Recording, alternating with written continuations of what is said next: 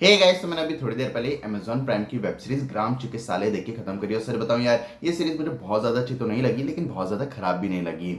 मतलब जितनी हमें टीवीएफ से उम्मीदें रहती हैं, मतलब जिस तरह का कंटेंट उन्होंने आज तक हमें दिया है ना, उसके कारण उनसे जो एक्सपेक्टेशंस हैं वो बहुत ज़्यादा हैं। इसी कारण से जब उस एक्सपेक्टेशंस तक टच नहीं होती हैं चीज़ें, तो हमें थोड़ा बहुत डिसअपॉइंटमेंट होता है। लेकिन अगर मैं टीवीएफ का नाम हटा दूं और सिर्फ इस सीरीज को एज इंडिविजुअल सीरीज की तरह जज करूं, तो हाँ, ये सीरीज एक ठीक ठाक सीरीज डेफिनेटली है। बात करूँ कहानी की, तो कहानी प्रभात नाम के एक डॉक्टर की, जो कि एक गांव में जाता है, जो कि प्राइमरी हॉस्पिटल रहता है और वहाँ का डॉक्टर बनता है। लेकिन वहाँ पर कोई आता ही नहीं है, क्योंकि सब एक झूला छाप डॉक्टर के पास जाते हैं।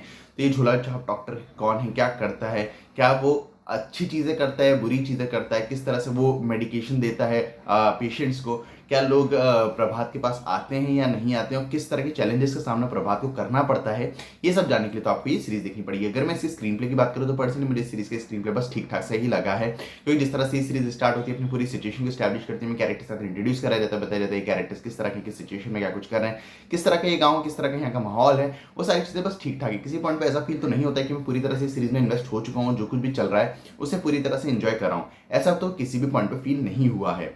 लेकिन हाँ, आप बोर नहीं होते, आप जो भी एक हल्की सी स्माइल आपके चेहरे पर रहती है, जो कि एक ठीक ठाक सी बात है। फिर जिस तरह से सीरीज आगे बढ़ती है, अपनी पूरी सिचुएशन को एक्सप्लोर करते हुए अपने कंक्लूजन तक जाती है, वो सारी चीज़ें भी ठीक ठाक है। किसी पॉइंट पे ऐसा फील नहीं हुआ कि मैं बहुत ज़्यादा इंजॉय कर रहा हूँ, या फिर जो मॉरल्स हमें सिखाने की कोशिश करी जा रही है, जो इमोशंस हमारे टच करने की कोशिश की जा रही है, वो हम पे हिट हो रहा है, ऐसा बिल्कुल भी नहीं होता है, जो कि एक बुरी बात है। तो स्टूडेंट्स के नाम पे आपको ज़्यादा कुछ देखने को नहीं मिलता। पूरी सीरीज काफ़ी ज़्यादा प्रेडिक्टेबल और प्लेन है, प्लेन यानी एक रूटीन पे चलती है। तो आप ट्विस्ट एंड टर्न से उम्मीदें मत करना। कैरेक्टर डेवलपमेंट, कैरेक्टर्स के पीछे डायनामिक्स ठीक ठाक हैं, बहुत ज़्यादा अमेजिंग तो नहीं बोलूंगा, ऐसा नहीं बोलूंगा कि आप सभी कैरेक्टर्स के साथ पूरी तरह से कनेक्ट हो जाते हो, लेकिन हाँ, आपको एक ठीक ठाक से कनेक्शन मिल जाता है। जो कैरेक्टर्स के पीछे डायनामिक्स है, वो भी मुझे थोड़े रूटीन से ही लगे हैं।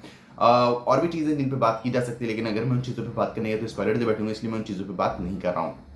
बात करूं एक्टर्स की परफॉर्मेंस की, तो सब एक्टर्स का काम अच्छा है, चाहे आप किसी की बात करो। पर्सनली मुझे सब एक्टर्स का काम पसंद आया है। जहाँ तक बात है डायरेक्शन और एडिटिंग की, डायरेक्शन ठीक ठाक है, मेरे ख्याल से काफ़ी ज़्यादा बेहतर होना चाहिए था। डायरेक्टर ने ट्राई करा है कि पंचायत जैसा कुछ फील ला के इस सीरीज को एक बड़ा बनाया जा सके, लेकिन डायरेक्टर ऐसा करने में पूरी तरह से फेल हुए हैं।